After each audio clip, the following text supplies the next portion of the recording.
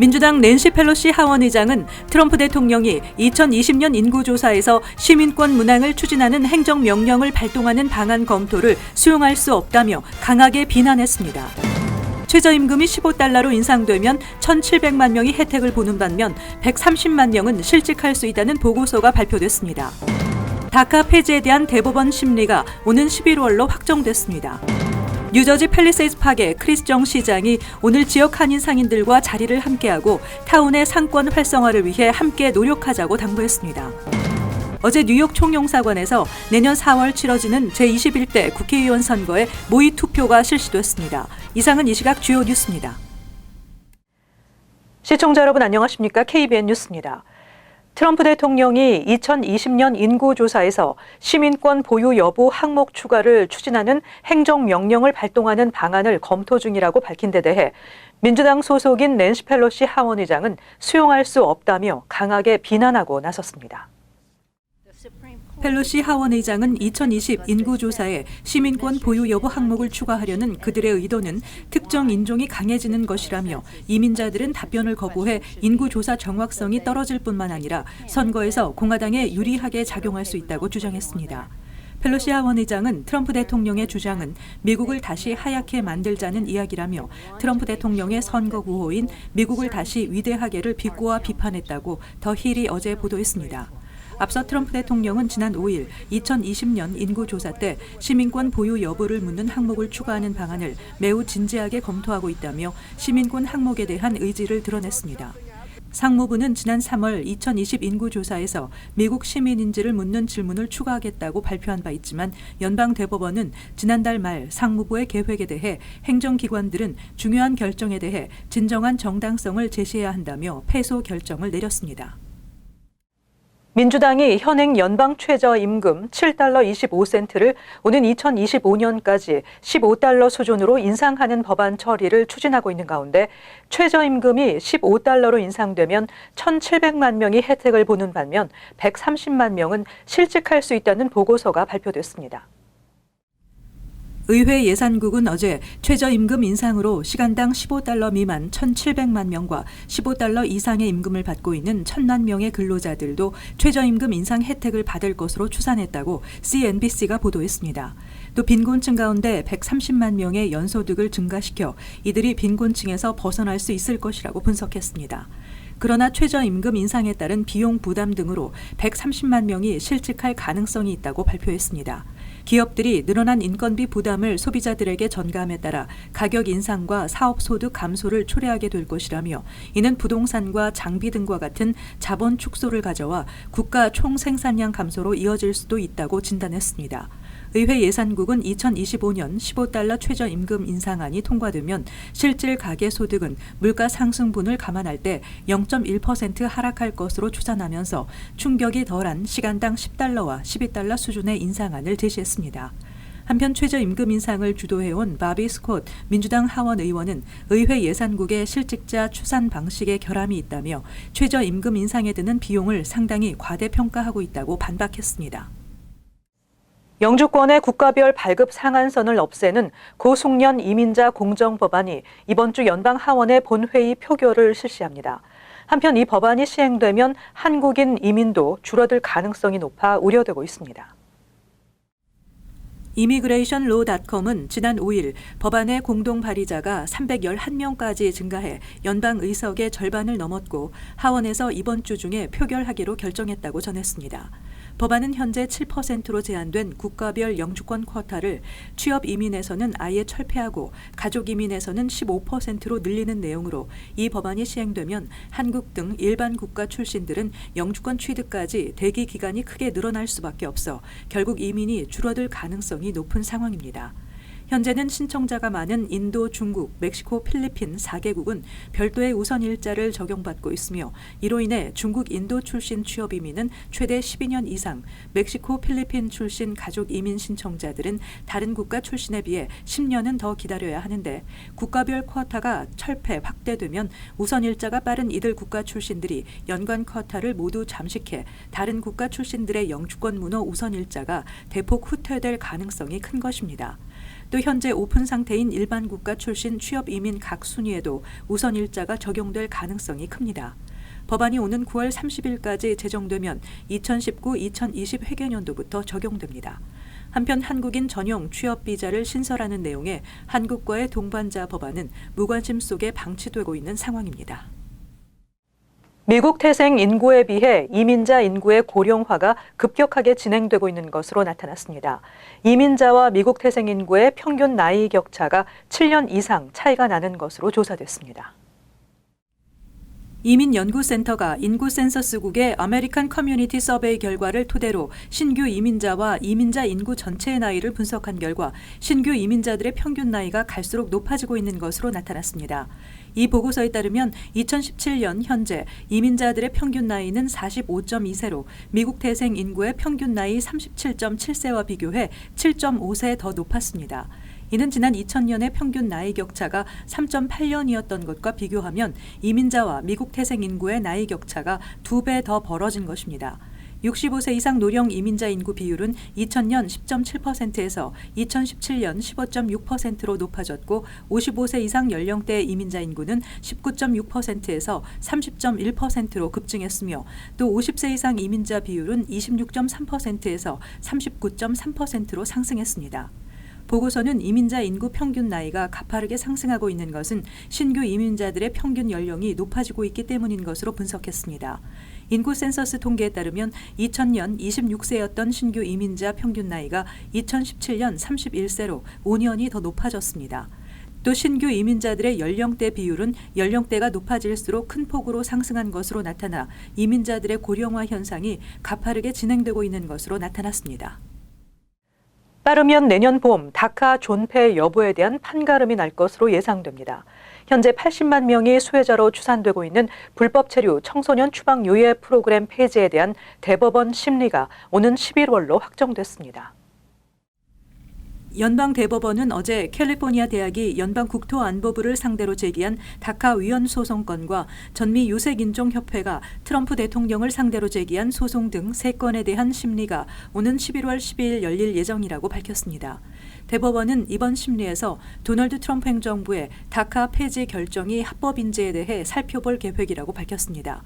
대법원은 올해 1월 다카 폐지 소송과 관련해 오는 10월 이전에는 위법 여부를 다루게 될 심리를 하지 않기로 했다고 발표하면서 최소 1년간은 법적 공방 없이 다카가 유지될 수 있게 된 바 있습니다.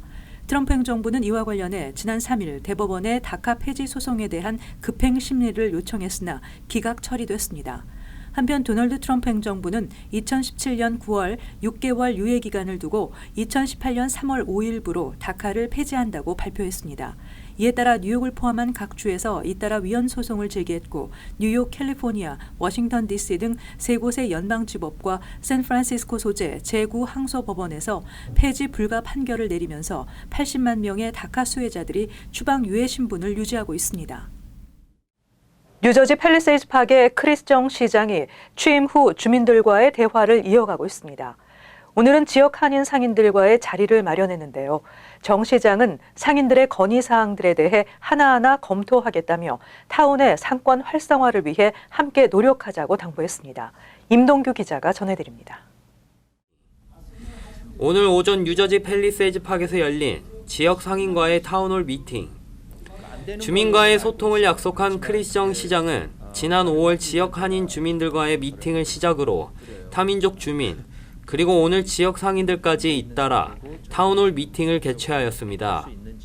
크리스 정 시장은 지역 상인들의 고충을 파악하고 해결책을 마련해 팰리세이드 파크의 상권 활성화를 위해 힘쓰겠다고 말했습니다. 소통을 해야지만이 우리 타운을 더 발전시키는 거라고 생각이 됩니다. 그리고 여러 가지 의견들이 많이 나오셨지만 제가 하나하나씩 다 검토를 해서 따로 정리를 해서 개인적으로 컨택트도 할 것이고 또 지역 상인들은 서로의 고충을 크리스 정 시장에게 직접 건의하고 대답을 듣는 시간을 가졌습니다. 주차 공간 부족과 미터 파킹 어려움 등 주차 관련 지적이 가장 많았고 이에 크리스 정 시장은 주차 공간을 확보하기 위해 여러 사유지를 찾고 있으며 도로 공사로 인해 파킹 머신의 문제가 많다며 티켓 단속을 제한하는 노력을 하고 있다고 밝혔습니다. 참석자들은 동종업체 가밀 현상, 높은 임대료, BYOB 등 타운 상권 활성화를 막는 여러 문제점을 지적하며 조속한 해결을 당부했습니다. 크리스정 시장님께서 이렇게 여기 펠팍 상공인들하고의 간담회 자리를 이렇게 마련해 주셔서 너무 감사하고, 그동안에 꽉 막혀 있고 소통이 안 됐던 부분이 오늘 이런 자리를 빌어서 아주 시원하게 소통이 되고, 또 이렇게 적극적으로 답변을 시장님께서 해주셔서 시원한 마음을 갖고 갑니다. 타운 정부는 오늘 한인 지역 상인들과의 미팅에 이어 타민족 상인들과의 대화, 그리고 건물주들과의 대화도 계획하고 있습니다. 그리고 이번 달 말 중단됐던 앱사이트 서비스를 통해 언제든지 의견을 접수할 수 있게 됐다며 앞으로도 지역 주민들과의 소통을 통해 서로 상생하는 타운이 되겠다고 밝혔습니다. KBN 뉴스 임동규입니다. 내년 4월 제21대 국회의원 선거를 앞두고 시스템과 장비를 점검하기 위한 모의 투표가 어제 뉴욕 총영사관에서 실시됐습니다. 어제 뉴욕 총영사관에서 실시된 모의 투표에는 박효성 뉴욕 총영사를 비롯한 총영사관 관계자와 대한무역투자진흥공사 등 기관 관계자들이 참석했습니다. 박 총영사는 모의 투표 결과로 개선 사항이 있는지 검토하고 앞으로 재외 국민들이 더욱 쉽고 편리하게 투표할 수 있도록 최선을 다하겠다며 재외 국민도 내년 국회의원 선거에 많은 관심을 부탁한다고 전했습니다. 어제 발표된 재외선거와 총선 일정에 따르면 오는 10월 18일부터 재외선거관리위원회가 설치 운영되며 내년 2월 15일까지 재외선거인 등록 신청, 국외 부재자 신고, 공관 부재자 신고 인명부 등 작성, 2월 26일에서 3월 6일 재외선거 인명부 등 작성, 3월 16일 재외선거 인명부 등 확정, 3월 26일에서 27일 후보자 등록 신청, 3월 26일 재외투표소 명칭, 소재지와 운영 기간 등 공고, 4월 1일에서 6일 재외선거 투표, 그리고 4월 15일 한국에서 선거와 개표가 이루어집니다. 재외선거는 한국 국적자로 만 19세 이상 한인에게 투표권이 보장됩니다. 뉴욕시 택시 메달리온 매매 브로커들의 위법 행위 근절을 위해 45일 동안의 합동 조사에 착수한 뉴욕시가 메달리온 매매 브로커에 대한 관리 감독을 강화한다고 밝혔습니다. 빌 드블라지오 뉴욕시장은 어제 뉴욕시 택시 리무진 위원회와 뉴욕시 소비자 및 노동자 보호국, 시 재정국 등이 합동으로 실시한 조사 결과를 발표했습니다. 보고서에 따르면 메달리온 구입자의 중간 채무는 50만 달러였으며 4분의 1 이상이 파산 위기에 처해 있는 것으로 나타났다며, 이에 따라 브로커 계약서 등을 전면 재검토하는 부서를 새롭게 조직해 대대적인 관리 감독에 나서기로 했습니다. 보고서는 또 메달리온 구매자들이 대부분 영어가 미숙한 이민자임에도 불구하고 모든 계약서가 영어로만 돼 있어 구매자들이 정확한 정보를 인지하는 데 어려움이 있으며, 대출금을 받아 메달리온을 구입한 택시기사들이 매달 납부해야 하는 모계지에 대해 정확히 이해하지 못하고 있다고 밝혔습니다. 따라서 메달리온을 구입하는 택시 기사들을 대상으로 교육과 워크숍을 실시하는 것은 물론이고, 메달리온 대출 관련 정보를 온라인에 기재하고 대출 양식을 각 나라 언어로 번역해 제공하기로 했습니다. 앞서 뉴욕타임즈는 지난 2002년부터 2014년까지 택시업계 관계자들은 메달리온 가격을 20만 달러에서 100만 달러로 최대 5배까지 인위적으로 인상시켰으며, 이 기간 메달리온을 구입한 택시기사는 4천여 명에 달하는데 메달리온 가격은 2015년부터 하락하기 시작해 현재는 20만 달러 미만에 거래되고 있다고 보도했습니다. 최근 불법 크레딧 교정 업체들이 낮아진 크레딧 점수를 높여주겠다며 선불 수수료를 요구하고 돈만 챙기는 사기가 이어지고 있어 소비자들의 주의가 요구되고 있습니다. 연방거래위원회는 그랜드 티턴 프로페셔널스사가 운영하는 세계의 불법 크레딧 교정 웹사이트가 지난 5년 동안 소비자들에게 620만 달러의 피해를 끼쳤다고 밝혔습니다. 연방거래위원회는 이 사이트들이 크레딧 히스토리에서 불리한 내용들을 삭제해주겠다며 소비자들로부터 수천 달러씩의 수수료를 미리 받아낸 혐의를 적발했다고 밝혔습니다. GTP사는 의뢰인과의 계약서에 부정적인 내용의 리뷰를 남길 수 없으며, 이를 어길 경우 2만 5천 달러의 벌금을 내도록 명기해 추가 피해자들이 연이어 발생한 것으로 드러났습니다. 연방거래위원회는 크레딧 리포트상의 내용을 삭제할 수 있는 경우는 개인 아이디를 도용당한 경우에만 해당된다며 크레딧 교정을 통해서는 합법적으로 남겨진 어떤 기록도 지울 수 없으며 자동차 압류 기록의 경우 7년간 크레딧 리포트상에 남았다가 이후 자동 삭제된다고 설명했습니다. 관련 기관들은 크레딧 교정과 관련해 먼저 수수료를 요구하거나 정부 프로그램이라고 광고하거나 현재 부채를 없애고 크레딧 점수를 높일 수 있다고 보장하거나 나쁜 기록을 삭제할 수 있다고 약속하는 경우 등은 유의해야 한다고 강조했습니다. 전문 기관들은 크레딧 점수를 올릴 수 있는 방법은 시간을 두고 제때 갚고 새로운 빚을 지지 말며 크레딧의 25% 이상은 쓰지 말고 웹사이트를 통해 무료 크레딧 리포트를 정기적으로 확인하고 잘못된 것은 수정할 것을 권했습니다.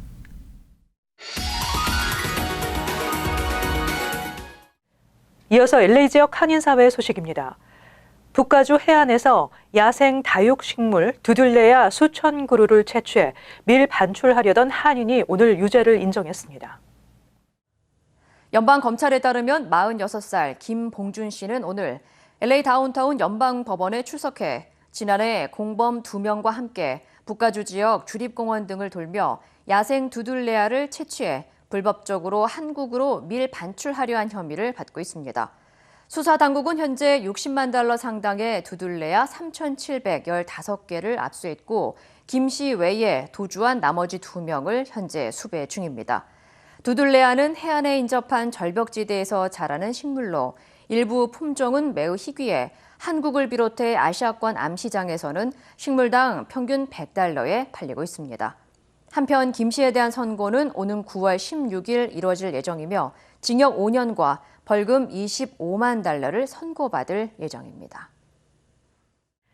가든그로브의 한 주택에서 복면을 쓴 3인조 강도가 무장 침입한 뒤 총격을 가해 20대 남성 1명이 숨지는 사건이 발생했습니다. 가든그로브 경찰국은 오늘 오전 4시 7분쯤 가든그로브의 한 주택에 복면을 쓴 무장강도 3명이 침입해 자고 있는 남성과 여자친구를 깨워 현금과 마약을 요구하던 중 싸움이 벌어졌고 이 과정에서 피해 남성은 총격을 당해 숨졌다고 밝혔습니다. 피해자의 여자친구 증언에 따르면 용의자들은 어두운 색의 차량을 타고 도주한 것으로 알려졌습니다. 인근 주민들은 사고가 발생한 주택에는 평소에 사람들이 오가며 물건을 거래하는 장면을 항상 목격했다고 전했습니다. 한편 용의자와 피해자가 일면식이 있는 사이인지 또 훔친 물건이 무엇인지 대해서는 아직 알려지지 않았습니다. 이어서 간추린 소식입니다. 뉴욕시 교육국은 공립학교 학생들이 출생증명서에 기재된 자신의 이름과 상관없이 성 정체성에 따라 이름을 변경할 수 있도록 최근 규정을 변경했습니다. 새로운 학기가 시작되는 9월부터는 부모의 동의를 받아 학교 측에 관련 서류를 제출하면 자신의 성 정체성에 따라 이름을 변경할 수 있습니다. 또 부모 동의 시 남성과 여성의 구분 없이 스포츠팀에 가입할 수 있도록 했습니다. 유네스코 세계유산위원회는 뉴욕 구겐하임 미술관과 펜실베니아의 낙수장 등 프랭크 로이드 라이트의 건축물 8점을 세계유산으로 등재했습니다. 위원회는 각각의 건물들이 혁신적인 해결책을 제시했으며 유럽의 현대 건축 발전에도 큰 영향을 미쳤다고 설명했습니다. 근대 건축의 거장으로 꼽히는 프랭크 로이드 라이트는 자연에 녹아드는 유기적 건축으로 유명하며 건물 안과 밖의 경계가 불분명한 특징을 지니고 있습니다. 필 머피 뉴저지 주지사는 전력 공급 회사에 전력 공급 가구 중 생명 유지 장치를 사용 중인 가구 실태 조사를 통해 해당 가구가 전기료를 체납하더라도 체납일 기준 90일까지 공급을 중단할 수 없도록 하는 내용의 법안에 서명했습니다.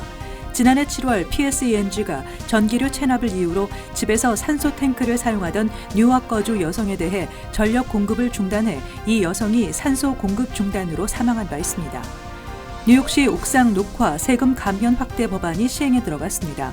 이 법안은 옥상 녹화를 진행한 빌딩에 대한 세금 감면 혜택을 기존 스퀘어당 $5.25에서 $15로 인상해 옥상 녹화를 확대하도록 하고 있습니다. 스캇 스트링거 감사원장은 이 법안은 녹지 공간이 부족한 뉴욕시에 반드시 필요한 정책이라며 옥상 녹화에 대한 투자는 녹지 제공 확대와 강우량 감소 등 2배 이상의 이익을 가져다 줄 것이라고 밝혔습니다.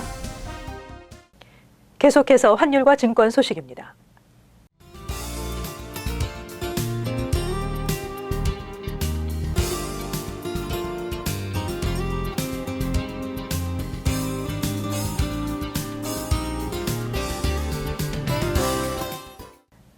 끝으로 날씨 전해드립니다. 수요일 대체로 맑겠습니다. 낮 최고 기온 90도, 섭씨 영상 32도, 밤 최저 기온은 73도, 섭씨 영상 23도 예상됩니다. 목요일 곳에 따라 흐리고 습도가 높겠으며 오후 늦게 소나기 예상됩니다. 금요일 대체로 흐리고 오후에 곳에 따라 비나 소나기 내리겠습니다. 이상으로 KBN 뉴스를 마칩니다. 시청해주신 여러분 고맙습니다.